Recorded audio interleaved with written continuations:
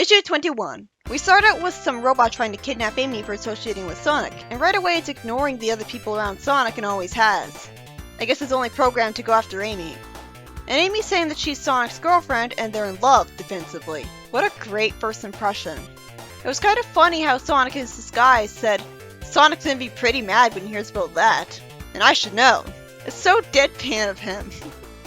He gets rid of his disguise while covered with purple smoke on either side of him, throwing it off right beside Johnny and in front of the robots. Why the hell haven't they put 2 and 2 together yet? It wouldn't be so unbelievable if he just hid himself and his disguise behind a bush. Even Superman at least hid in a phone booth. It wouldn't be so insulting if Sonic bothered to have multiple different disguises to be smart, rather than just foolishly sticking to one all the time and making its discovery inevitable. Sonic attacks the robots as Johnny runs behind him holding a weapon, and Weapon X aims at them and misses. Sonic runs around in the dust and seems to catch all of the spikes sent flying, saving a civilian in the process with his super speed.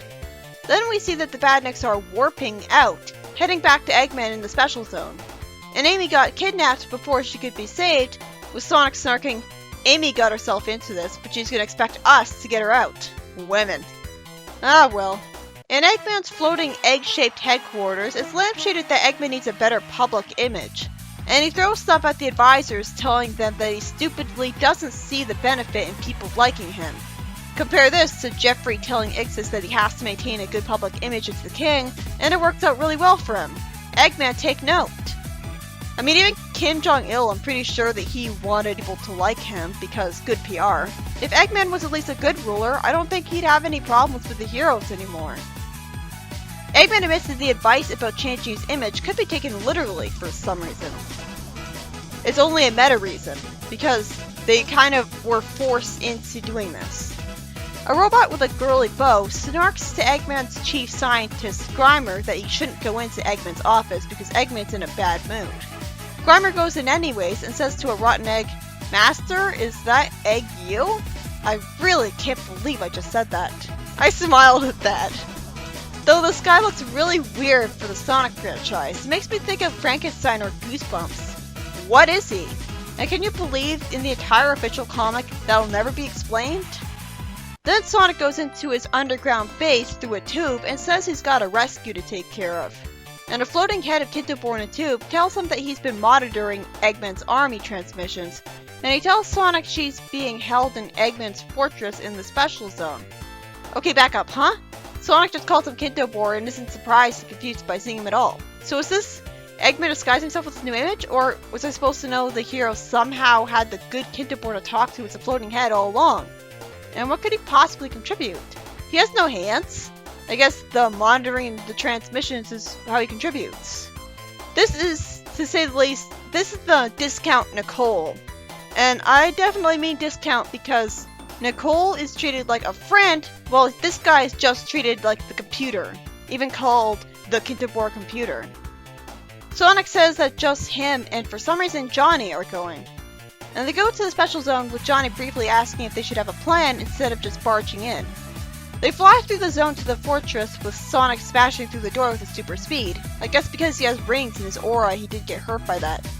The automatic defenses activate from the security breach, and him and Johnny get captured in a pink bubble, and Sonic makes a fool out of himself by arbitrarily lying that he's the one who said they should have a plan. In the next story, it's revealed that Cherub the Enchanter King Tails rescued was really the evil Trog in disguise. I thought his name was Tross. Tross, Trog, they're both really weird names, so. Anyways, he calls Tails a twin-tailed freak and says that he used to be Cherub, the most powerful fox wizard. But then he accidentally made contact with the evil one and went insane.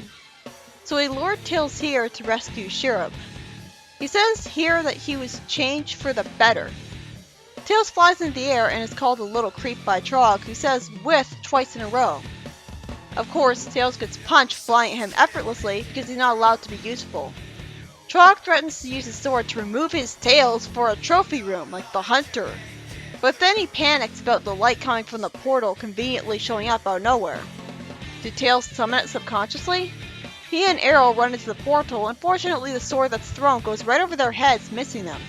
The Grey Fox explains that their magic can only keep Tails in the zone for a limited period. Okay, then how is it his native zone then? How was he born here and stayed here for so long until leaving it? And why is one of the people who made that spell happen surprised by this and needing to be reminded of that for the audience? Fortunately, and rather predictably, Errol covers for Tails as the kid goes back home. The first story was by Nigel Kitching, and was about Amy being kidnapped by regular robots instead of Metal Sonic. And that's pretty much it. Oh right, I forgot, it also involves Eggman deciding to start changing the way he looks, because I guess he's got an android body like Robo Robotnik from Archie and can change it with an egg-shaped invention at will. Also, it's because of the meta reason that mandate by Sega forced them to have a consistent American Eggman design. And Sonic gets trapped in a pink bubble by Grimer in his first appearance from trying to storm the fortress in the Special Zone.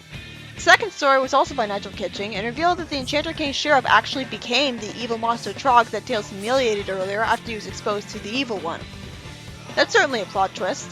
So the whole adventure was, well, one, a waste of time because Trog doesn't get rescued.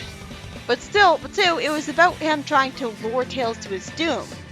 And fortunately, Errol the Warrior recovers for Tails about him not being the champion in Mobius as a way to reward his heroism.